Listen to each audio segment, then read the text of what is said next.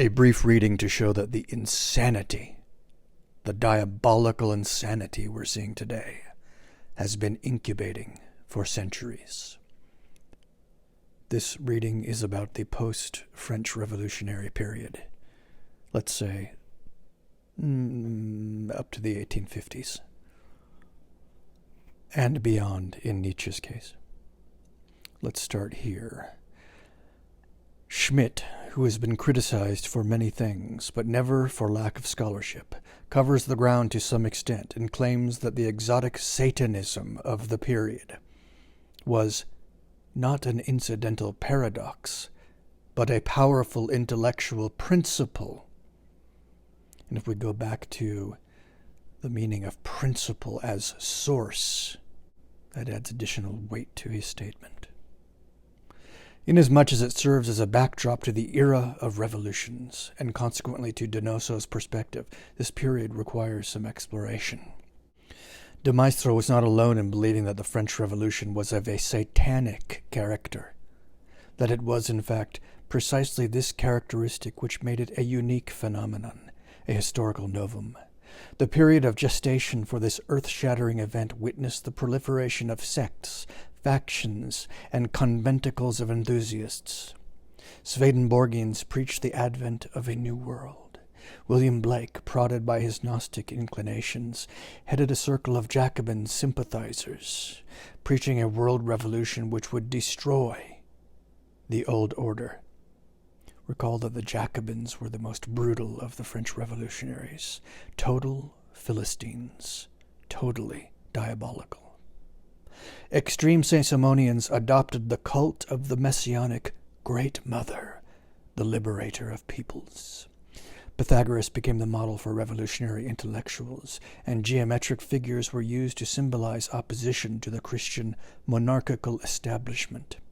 Satan and Cain became the favorite symbols of social and sexual liberation. For Baudelaire, Satan was the benefactor of mankind and the patron of the impoverished. Fundamentally anti-Christian as it was, the generation born of the French Revolution waged a full-scale campaign to appropriate Christian zeal for its own purposes. Humanity aspired to construct a new and superior Christianity, which marched to the beat of revolutionary drums. Rousseau prepared the way by launching, in his second discourse, an assault on the natural law theory, attaching to that assault a precociously Marxian indictment of private property. With his Emile, he laid the groundwork for 2 centuries' worth of educational experimentation, and in his social contract he made a clarion call to revolution.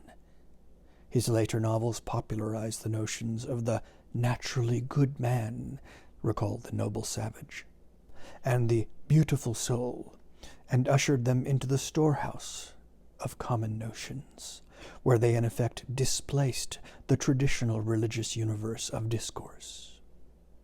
The revolutionary symbols themselves, the infatuation with nature, the liberty trees, replacing crosses, the dances around the trees and even around the guillotine, the consecration of agricultural implements, and so on, were all parodies of Christian ritual, their theatricality an obvious attempt to supplant liturgical pomp and circumstance.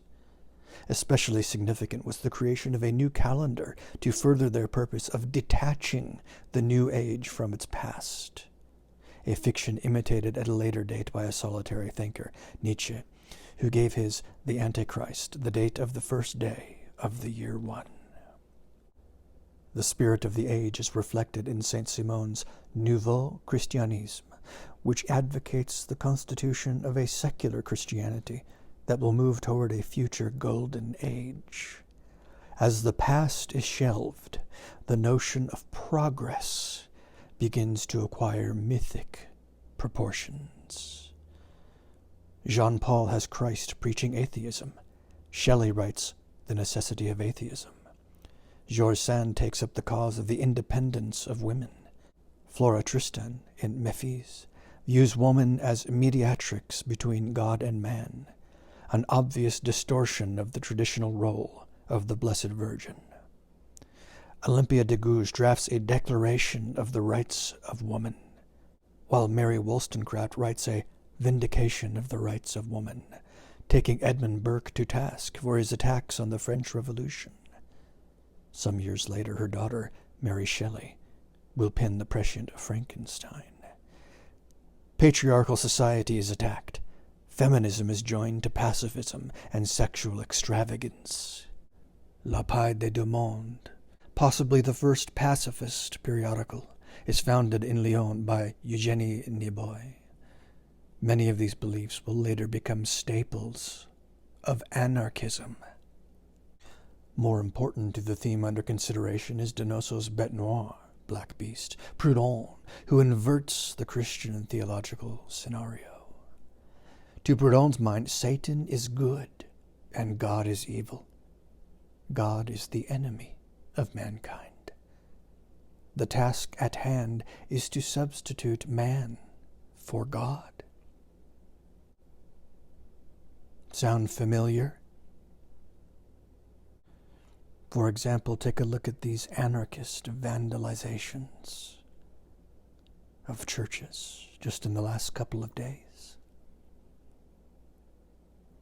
Progress? Is somebody kidding? Donoso had substantial reasons for believing that Proudhon was the very incarnation of evil. Proudhon took the revolutionary ethos to its radical conclusion. Believing in progress necessitated not believing in God. Proudhon expanded the Joachimist, as in Joachim of Fiore, triad into a quaternity. According to this schema, the advance of history springs from certain crises. The first, equality before God, was provoked by Jesus. The second, equality before reason, by the Reformation and Descartes. The third, equality before the law, by the French Revolution. The fourth and final crisis is the one at hand, the equating of man and humanity, so that complete equality can be attained. The greatest obstacle to this goal is God, the source of all absolutism. It follows that if God exists, he should be combated and destroyed. For Proudhon, God is thus equated with evil, and religion is the purveyor of that evil. It is a vampire devouring humanity. It is something hostile to human nature. God is the ghost of our conscience, anti-civilisateur, anti-liberal, anti-human. So anti-civilization, anti-liberal, anti-human. God must be abolished to clear the decks for la foi nouvelle, the new faith. Then man can become the master of creation. It is not without significance that this man of letters, who went from studying Hebrew and annotating the scriptures to glorifying Satan and vilifying God, declared in 1860 that Europe was living in an age of dissolution and that his new program was not yet ready to be accepted by the masses. If his presuppositions are accepted, there is a deadly logic to Proudhon's thought. And we are now living in the wasteland of the full spawning of that deadly logic. Those of us born in the wasteland of the post-Vatican II age know nothing but rot, putrefaction, degeneracy, apostasy.